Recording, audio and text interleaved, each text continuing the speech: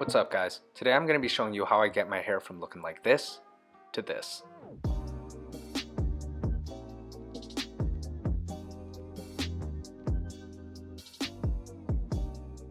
Step 1 is going to be to rinse your hair, and that just gives you a fresh palette to work with. Once your hair is all rinsed, what you're going to do is grab the hair dryer and start styling your hair. I like to do this for two reasons.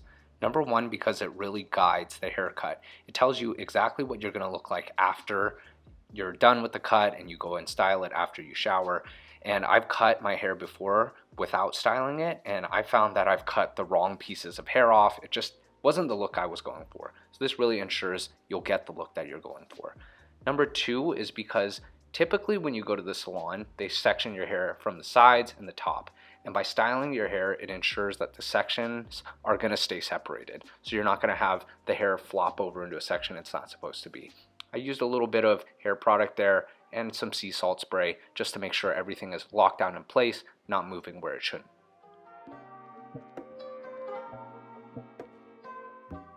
And here's what my hair looks like after it's styled. Next, let's talk setup. So you'll be needing a full-length mirror like I have here. And I have all my materials ready to go. I have my Oster fast feeds right here. Right next to it is the Andis T Outliners, and also a toothbrush. That just helps remove any excess hair from the clippers. Scissors, my guards 1, 2, 3, and 4. Handheld mirror so I can see behind me, and a Barber Cape that is going to fall there. So starting the actual cut, I'm starting with a closed 0.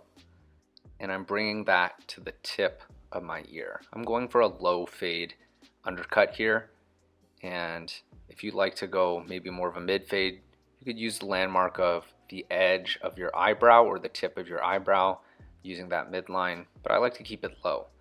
One thing also with cutting your own hair, the temptation can be to move fast. If this is your first time or you've never cut your own hair before, I really recommend going slow, keeping all your guidelines really low as well. You can always cut more hair away later, but you can't put hair back.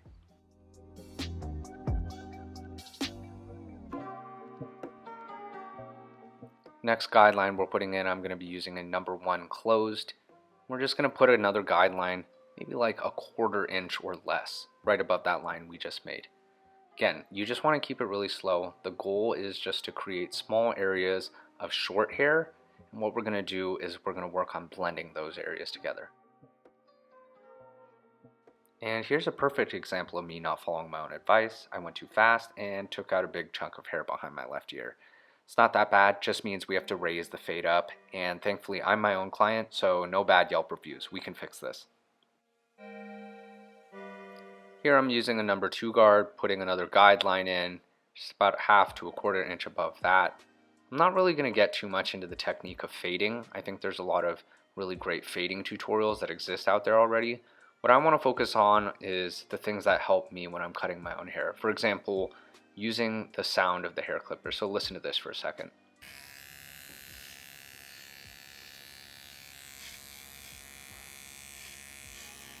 So that very specific noise is the sound of the clippers removing hair from your head. It doesn't matter if it doesn't feel like it, doesn't matter if it doesn't look like it. When you hear that noise, you know that the clippers are removing hair from your head. And this is going to be key for making really good transitions and fades, is that little noise. Because guys, the moment that you think, I could make this fade a little better, you're going to rip a huge chunk off of there if you're just using your eyes.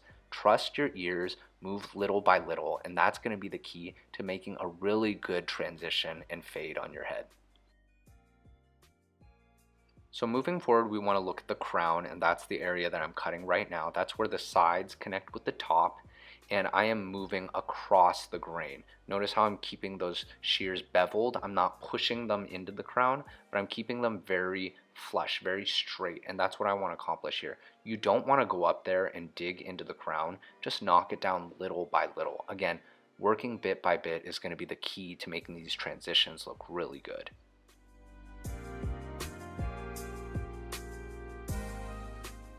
After knocking down a bulk of the sides and the crown, you're pretty much just going to do rinse and repeat. You're going to use a guard, open it up a little bit, and work on blending those sections together.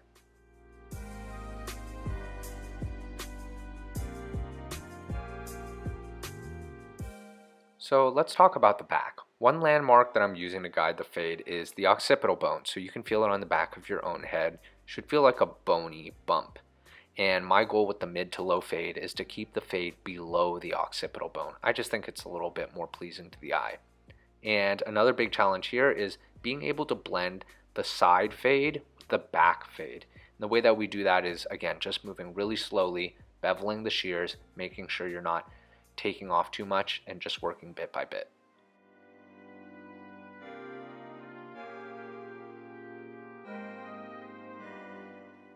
So now we've reached a point where we're asking ourselves, how do we know when we're done with the haircut? And I just want to point here, having a Vogue moment, but right here. Right above my left ear, you can see that there's some roundness, and what that roundness is telling me is that the sides are not transitioning well into the crown. So my goal before finishing this haircut is to make sure those sides are really connecting well with the crown and remove that roundness.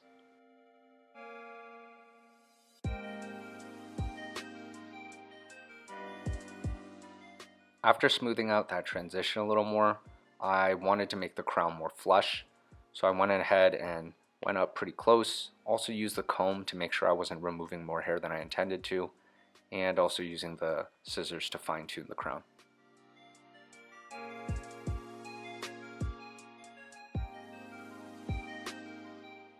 So after I was happy with the crown, I went ahead and moved back to the bottom part, working with an open zero and fading it until it looked like a smooth transition.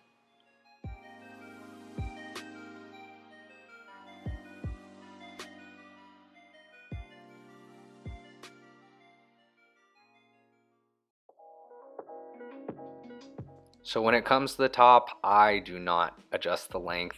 There are a lot of other great tutorials out there about telling you how to cut the top, but for me, I just like to use thinning shears. This for me is a cut between professional haircuts.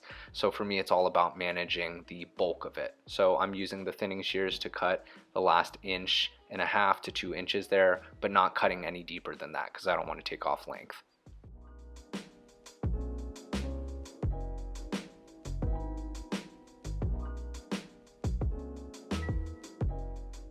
And then I'm using the T Outliners just to make everything nice and tight and removing all those little hairs on the back of my neck.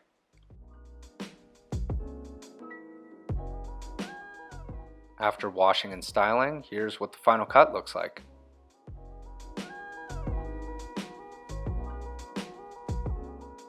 I'll be posting another video on how I style my hair, but that's it. Hope you guys liked it.